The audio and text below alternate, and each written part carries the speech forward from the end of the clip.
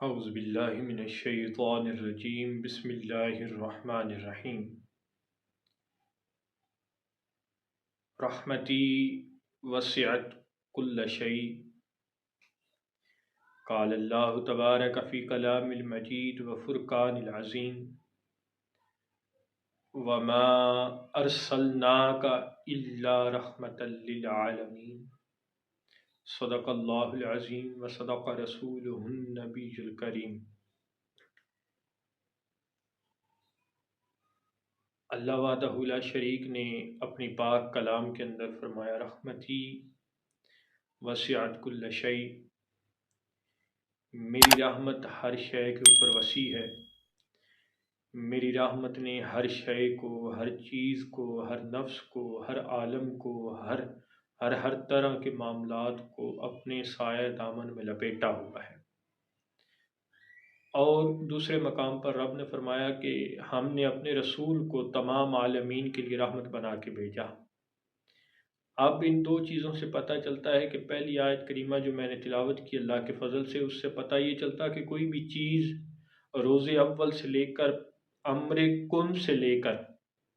کائنات کے وجود سے لے کر اب تک کوئی بھی چیز اللہ کی رحمت سے دور نہیں ہے، اللہ کی رحمت کے سائے سے پرے نہیں ہے۔ روز اول لوح قلم سے لے کر کائنات کے امر کن سے لے کر آج تک ہر چیز اللہ کی رحمت کے سائے کے اندر موجود ہے۔ اور دوسری چیز آیت پاک جو اللہ کے فضل سے تلاوت کی، اس سے ہمیں یہ معلوم ہوتا ہے کہ جو اللہ کی رحمت ہے نا، جو اللہ نے اپنی رحمت کو کسی چیز کے سائے میں، کسی چیز کے دامن میں، کسی چیز کے پہلو میں لپیٹ کے بھیجا ہے، وہ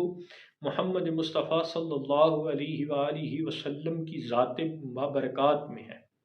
آپ کی پاک ذات کے اندر وہ رحمت موجود ہے جس رحمت نے اللہ کی ہر چیز کو اپنے سائے کے نیچے چھپا کے رکھا ہوا ہے۔ اب اس چیز پر ایک سوال اٹھتا ہے، ذہن میں ایک سوال آ جاتا ہے، اور آج کی جو گفتگو ہے اس میں صرف سوال ہی اٹھایا جائے گا،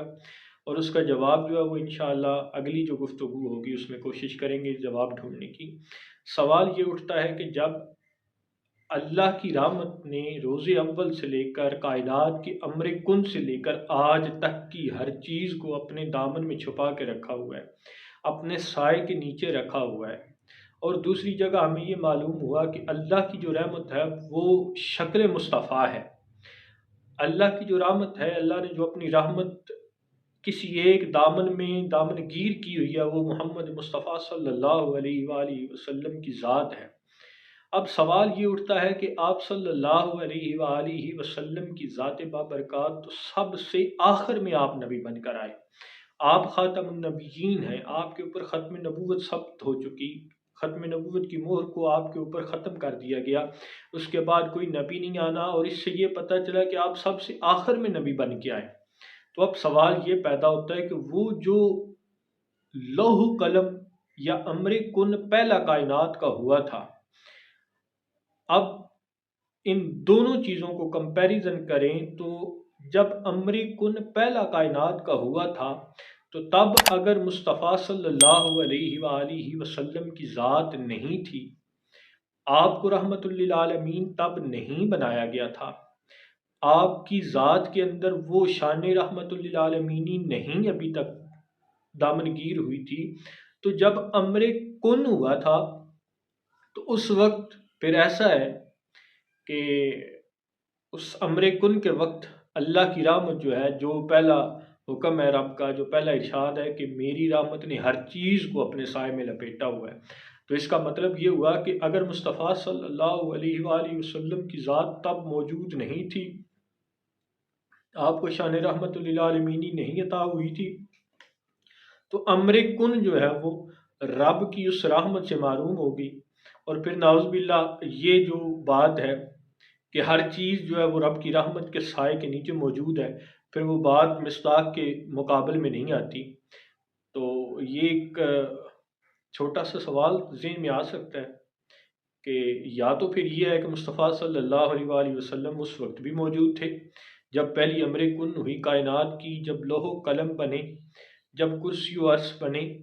جب سماوات بنے، جب والارض بنے، جب ہر چیز کائنات کی بن رہی تھی، تو تب شان مصطفیٰ رحمۃ للعالمینی کے دامن میں گیر ہو چکی تھی۔ اس وقت مصطفیٰ صلی اللہ علیہ وآلہ وسلم کی ذات بابرکات کے اندر رحمۃ للعالمینی کی جو صفت ہے وہ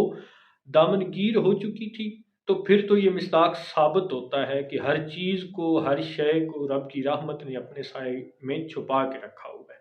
تو اگر اس کو ہم لیٹ کریں،